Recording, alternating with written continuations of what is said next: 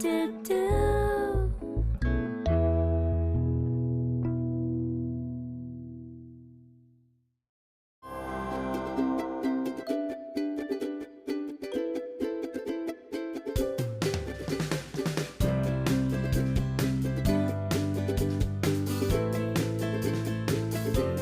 Environnement s'est mobilisé sur cette période de la semaine consacrée au handicap en France.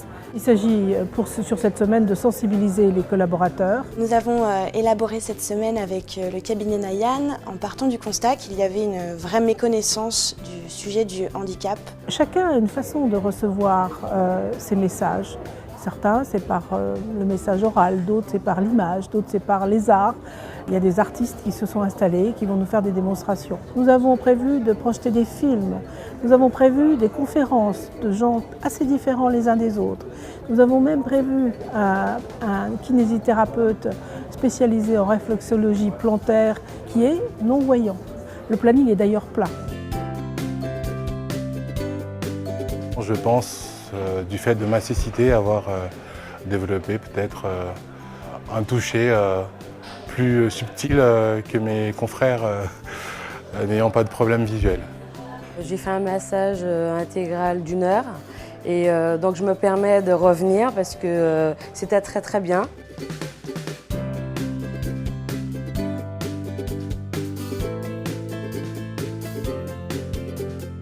Alors, nous sommes présents aujourd'hui chez Suez Environnement pour mettre en avant le handicap par le biais d'un buffet cocktail qui a été complètement confectionné par des personnes handicapées.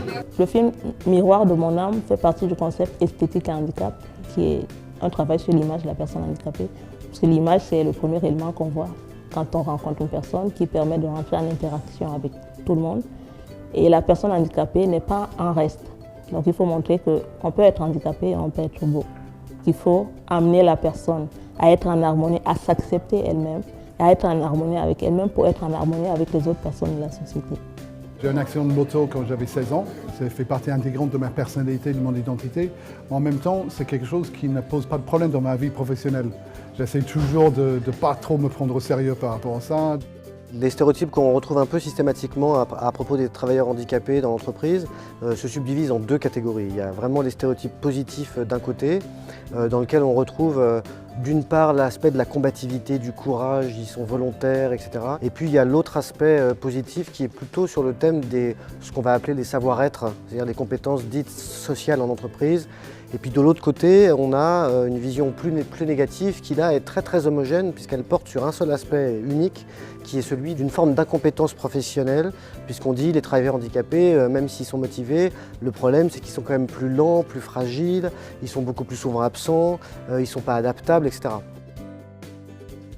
Le mot valide est un mot que j'exècre et j'ai toujours soupçonné que c'est un mot porteur de beaucoup de significations. Dans le Robert, c'est marqué capable de travail. Donc si je ne suis pas valide, à ce moment-là, je ne suis pas capable de travailler. Donc ça veut dire que la notion de travailleur handicapé n'existe pas. À mon avis, on devrait utiliser le mot non handicapé.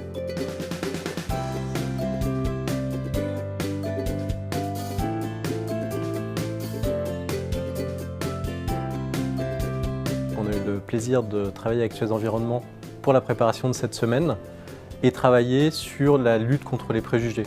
On s'aperçoit en général que les personnes, quelles qu'elles soient, ont beaucoup de préjugés sur les personnes handicapées. L'engagement de Suez Environnement, c'est bien sûr de progresser pour atteindre un meilleur niveau d'emploi des personnes handicapées, de mieux accompagner leur carrière. Nous souhaitons évidemment atteindre le niveau légal, 6%, le dépasser aussi. S'il devait rester une seule chose de cette semaine, j'aimerais que ce soit que les collaborateurs de Suez Environnement réalisent qu'une personne handicapée est une personne tout simplement comme une autre.